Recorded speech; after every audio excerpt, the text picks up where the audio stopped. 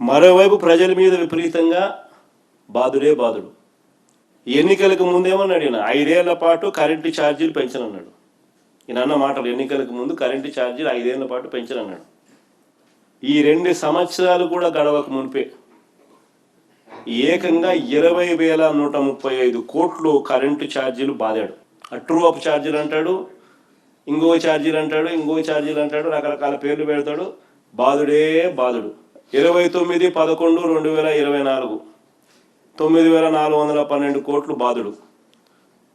FPPCA true up order dated 29/11/2024. FPPCA true up order dated 25/10/2024 మరో 6,072 కోట్లు. Registration ఛార్జీలు 50% పెంచినాడు. భూములు కొనాలంటే షాక్ కొట్టించే పరిస్థితి. గ్రామాల్లో ప్రజలు త్రాగునీటి పైన ఛార్జీలు వసూలు చేస్తూ ఉన్నారు.